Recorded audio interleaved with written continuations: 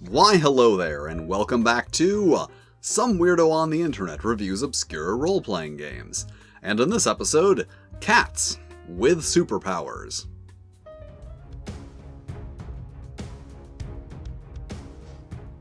Mew-Tants was released in 2020, actually just a few days ago as of the recording of this video, by Anima Press, and is also a game that I backed during Zine Quest because it is about cats with superpowers. So let's make us a cat with superpowers.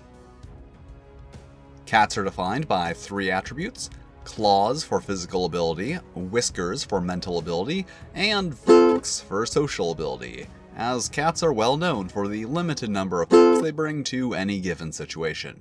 Each cat also begins with 9 lives. We roll a d12 to determine our cat's breed, Sphinx, which sets our base attributes, and roll again to determine our superpower, which is apparently the ability to read the minds of other cats. Then we name our cat, let's just go with Professor Noodles.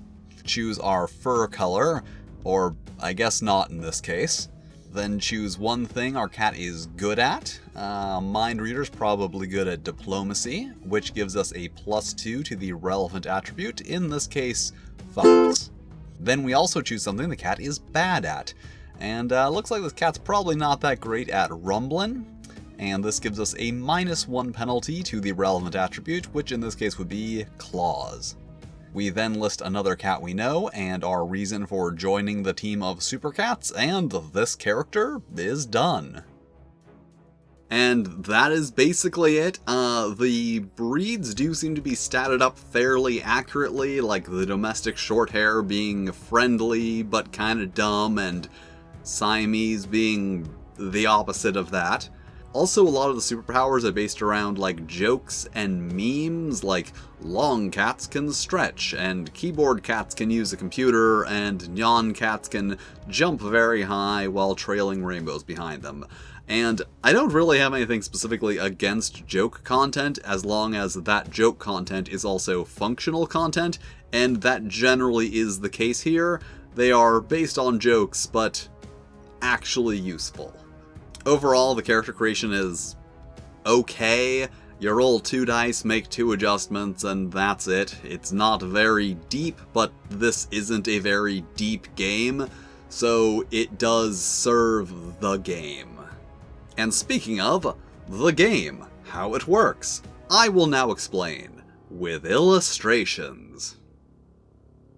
So let's say that we are tracking the vile fiends who have kidnapped Lady Purrington. Unfortunately though, it seems that we have lost the trail. So we look around for someone who might have seen something, which is a whiskers test. So we roll a number of d6 equal to our whiskers score, and if we get any 6s, we have succeeded. Which we have, and we find a local cat to ask for help.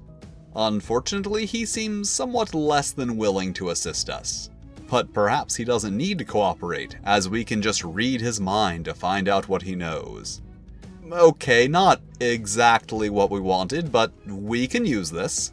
We attempt to entice his cooperation by offering the sea meats that we don't actually have, making a test to do so, and succeeding. However, as we rolled more 1s than 6s, that means that even though we're successful, there is still some negative outcome. And now it seems that we need to find some sea meats if we want to continue our original mission. And that is basically it. There are a few other things like being able to spend your lives to re-roll failed checks, and getting one-time use bonus dice to your stats for doing things like using a scratching post or taking a nap in a box. It's all very cat-centric. That's the general idea of this game. But yeah, overall it is a very simple but functional system. My only real complaint is that the actual function of the superpowers aren't very well defined. Like, in some cases, they give you a very obvious benefit, like being able to jump high, or breathe underwater, or control the minds of dogs. But other cases, like reading minds or blending into shadows, the actual effects of that are a bit more nebulous. Like, I can know what someone is thinking, but then how does that help me? Like, it would seem that it would give me some kind of bonus to interacting with them or something like that, but it doesn't state that, and there isn't really any system for anything like that in the game. So overall, it does the cats part really good, but is lacking a bit in the with superpowers part.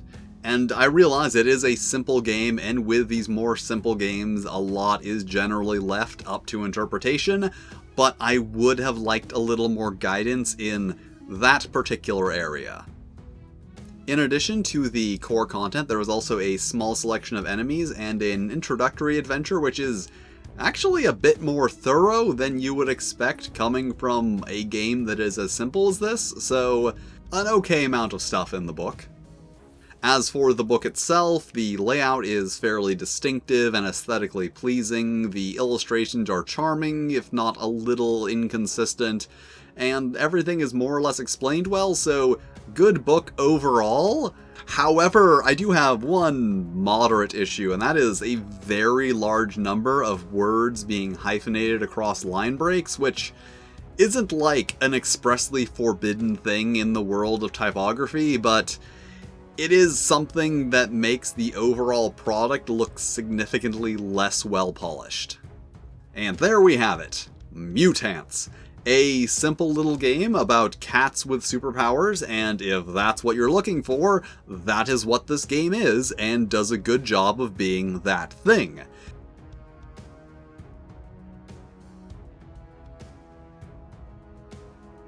If you're looking for a deep, complex, superpowered role-playing experience, it is not that thing, and you should go elsewhere, and probably shouldn't have been expecting it from a game about cats with superpowers. Alright, thank you for watching. If you enjoyed this video, make sure to hit all the lovely buttons, and if you would like more reviews, you can check out my blog, where I have more reviews. There's a link in the description. And feel free to suggest any other games you think I need to take a look at in the comments. And I will see Mew next time.